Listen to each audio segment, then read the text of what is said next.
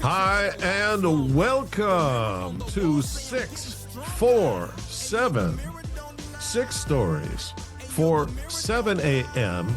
because I'm absolutely sure, and I know you are too, that there is a famine of truth in our land.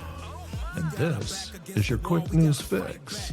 And the truth starts now, and we're going to have some truth. Look, I just want to acknowledge the passing of Hulk Hogan today. I was never a big Hulk Hogan fan until the 2024 Republican convention, and this guy came out as a 35-year friend of Donald Trump and just was a great and heartfelt performer. So Trump put out this notice on, or what they call a truth, on Truth Social. We lost a great friend today, the Hulkster. Hulk Hogan was MAGA all the way, strong, tough, smart, but with the biggest heart. He gave an absolutely electric speech at the Republican National Convention.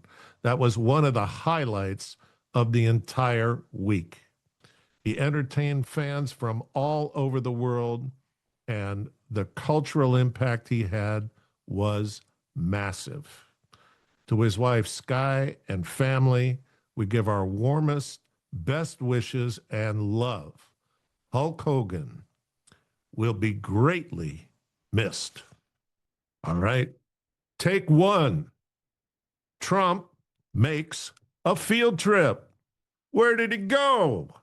He went to see Jerome's $3.1 billion construction project. Had to be fun. Trump and Jerome sparred about costs and overruns. Who do you think knows more about construction? I'm not going to probe that. Trump really wants lowered interest rates, right? So why does he go to the construction site? Trump said that he was abandoning any consideration of firing Jerome. Okay, so trying to teach you how the impresario puts this kabuki opera together, right? First, he goes and spars with him about prices, and he brings his retinue with him. Then we know what he wants. He wants a 1% interest rate. And then he says, I'm abandoning all consideration of firing Jerome. That tells you Jerome is nailed, right? Dipshift leftist media types are saying Trump is trying to distract from the Epstein trap. They are sure they will nail him in. So just a hunch, because it's just a hunch Friday, if you have a brain and Trump pay a visit to a job site with Russ Vogt et al., the super number crunchers, you better believe that Trump found something in that $3.1 billion that is about to make Jerome a very good boy. Just watch. All right, take two. The Supreme Court on Wednesday cleared the way for the Trump administration to remove 3 of the 5 members of the Consumer Product Safety Commission from office while their challenges to the firings continue. So Trump comes in and he goes, okay, we're getting rid of these leftists on the Consumer Product Safety Commission. You and I don't care about that. We don't think about that. And nobody really writes about that. But man, when he fired them, they went right to the Supreme Court and litigated to get their jobs back. So that tells you something. That tells you that there's a major budget there. There is leverage there. There is all kinds of political hockey going on, but we never hear about it. We only hear about it after the fact when crazy regulations come out product recalls happen, and you're saying to yourself, yeah, I'm vaguely aware of that. It's irritating, but, look, do you like your light bulbs? Nobody likes their light bulbs. Are you kidding me? These are the clowns that do that stuff. And they do it to make billions for their friends and all this kind of stuff. So the whole lead paint thing, okay, that's a flat out joke. And it costs billions of dollars a year. So I'm getting carried away. In a brief, unsigned order, the justices blocked, at least for now, a ruling by a federal judge in Maryland that had directed the Trump administration to reinstate the 3 commissioners who were appointed by then President Joe Biden. The majority explained that the case was squarely controlled by its May 22 ruling that allowed Trump to remove board members of the National Labor Relations Board and the Merit Systems Protection Board, all under the Consumer Product Safety Board. Justices, here's your favorites, Elena Kagan dissented in an opinion joined by Sonia Sotomayor and Ketanji Brown Jackson. What is a woman? I don't know. By allowing the president to remove commissioners for no reason other than their party affiliation, Kagan contended, the majority has negated Congress's choice of agency, bipartisanship, and independence. Yeah, that's what we're worried about.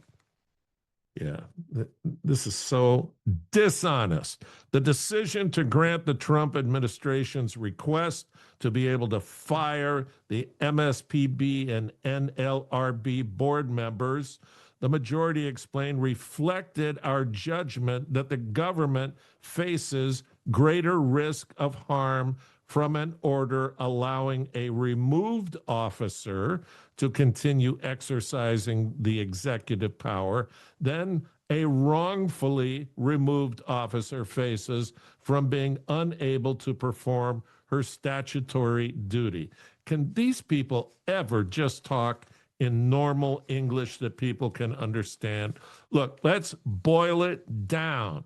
This is all about this board that regulates the hell out of our lives and recalls products on us, right? All kinds of things. First time I was ever aware of this was when they removed the Corvair. It was this fantastic little Chevy sports car, cheap. Everybody could afford it. It was rear-wheel drive. It did great in the snow. And then they came up with this whole thing that if you're in a front collision, the steering column's going through your chest. Who knows what the truth was on all of that? It was a fantastic car, and people loved it. It gets taken away, right? That's what they love to do, is use these boards to control your life because you can't handle the truth and you don't know how to take care of yourself. Wear your bike helmet all the time. We're enforcing that. So look, sometimes they do good things, right? Like this lithium-ion battery thing. If you live in New York City, you see all these poor people trying to make a living delivering food to everybody. And so they use these e-bikes and e-scooters and they run all day. And then at night, they take them up into these walk-up hovels because they'll get stolen on the street. And then they park them, they're exhausted, and the doggone batteries explode in the middle of the night, and sometimes the whole building burns down. So there's been 20 of those fatal fires so far, and the lithium-ion battery thing has to be addressed. So that's a good thing when they do that. But here's a bad thing that they did, and it's bad on a massive scale. And that's when these leftist clowns used this power to remove Freon from air conditioning. And if you talk with anyone who works with air conditioning, you know that what Freon got replaced with is worthless, way more expensive, way more volatile, and an absolute horrible choice that was made that affects all kinds of industries. And what was it all about? There's a hole in the ozone layer. And Freon's making the hole. And global warming's going to kill us, but we'll all get cancer before then. And this is really what the hell went on, right? So, Trump, get these people off the board. Whatever you got on SCOTUS, squeeze harder. Item 3, entrepreneurship. Hey, who doesn't like entrepreneurship? It's a great choice for our country right now. So meet Naveen Khanna. He steals catalytic converters from cars. Why? They have precious metals in them. This boy does his research. So he organized a catalytic converter theft ring, and he stole enough of these things to make himself $600 million. And I am not kidding. Police in Tulsa, Oklahoma, stopped a pickup truck, just one pickup truck in this army of this guy's theft ring, and they found 130 catalytic converters in the bed. It takes about 5 minutes to steal one of these. You just roll underneath the engine compartment, cut a couple things with tubing clippers, and drop the thing out, and you're making money. So Mr. Khanna sold all of these catalytic converters, $600 million worth, to Dowa Metals and Mining in Burlington, New Jersey.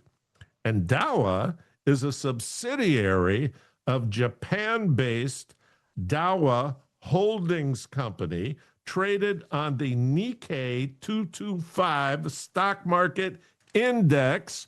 Who knew? All right, can't make it up. Item 4, institutionalizing failure.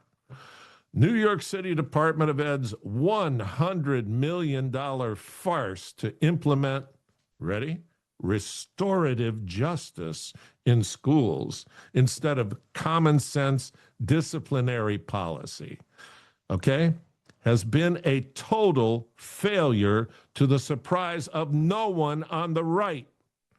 Police incidents have doubled this year to 4,200 reports.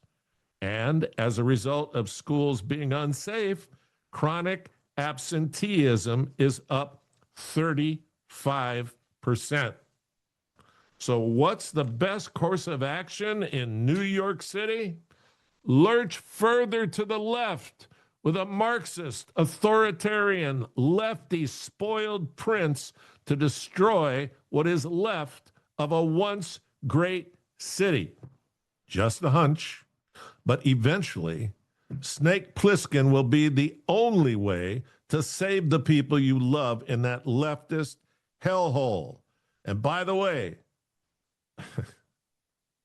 Snake used a stealth glider to land on top of the World Trade Center in futuristic 1997. So run a trend line from 1981, when the film came out, to track the inflation, the rise in crime, and the interference of lawfare. And you know it's not going to be long now for New York City. They elect this clown for mayor. It's the beginning of the end. Snake, come save us. All right, take 5. Replacement birth rate cut to the bone. This is Gen Z versus the Brotherhood of Benevolent Billionaires.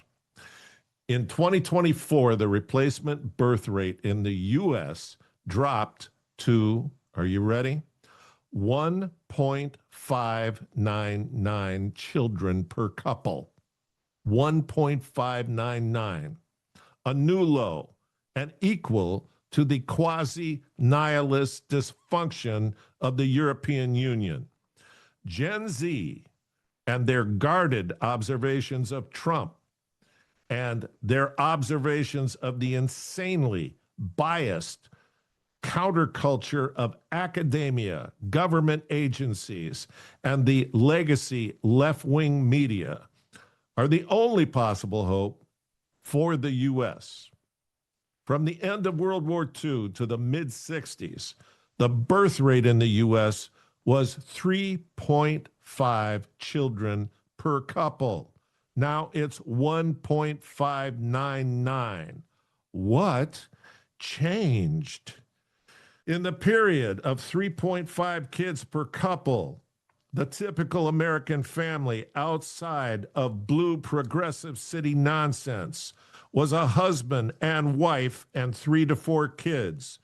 The sound of neighborhoods then was of kids yelling and playing. It wasn't perfect. It wasn't a panacea, but it was happily kinetic.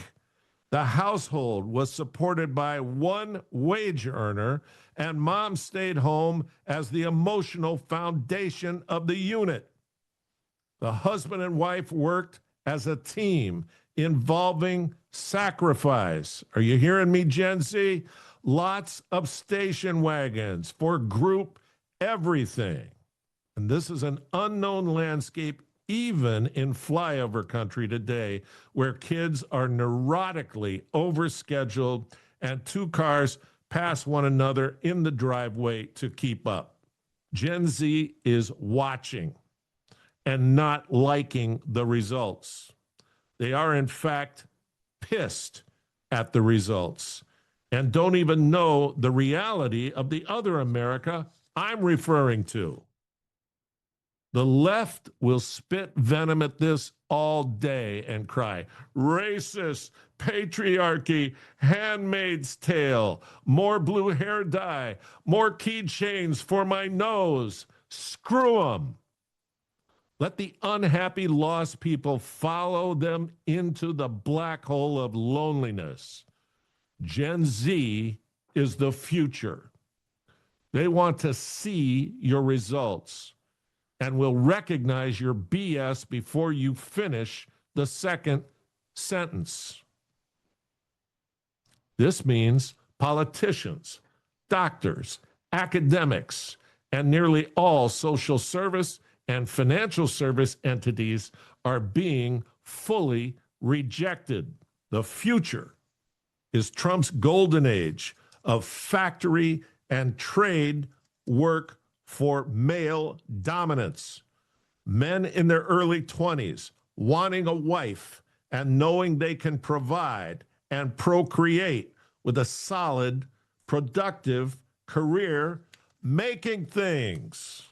New idea. The World Economic Forum, the WHO, CDC, HHS, and the Brotherhood of Benevolent Billionaires have done everything over the past 40 years possible to put young people in credit/debt hell. Lackeys like Jerome watch the real estate market burn while controlling all the fire equipment but refusing to use it, a la Karen Bass and Gavin Newsom. Just a hunch, so listen up. The universities will close. The IRS will close.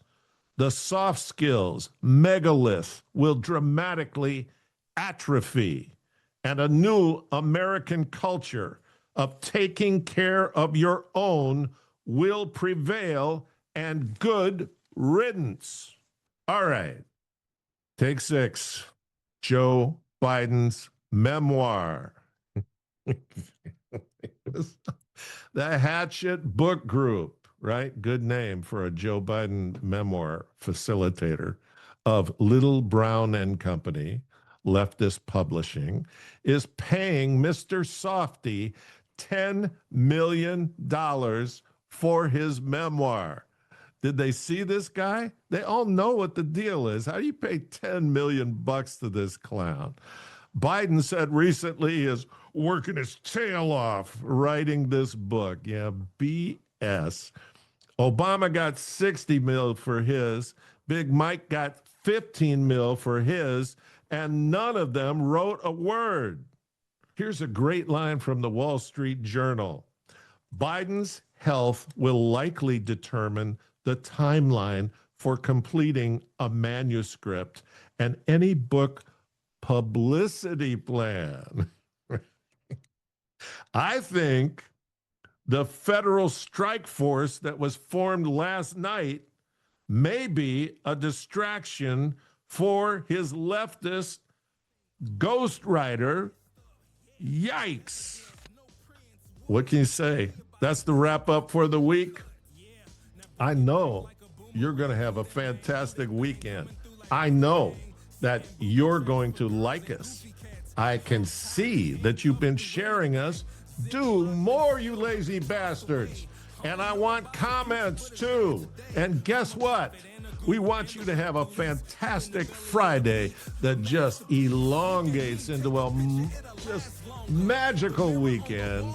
And we want God to bless you through that entire endeavor. So let's get to it. All right. The mirror don't lie. If you want the truth, don't close your eyes.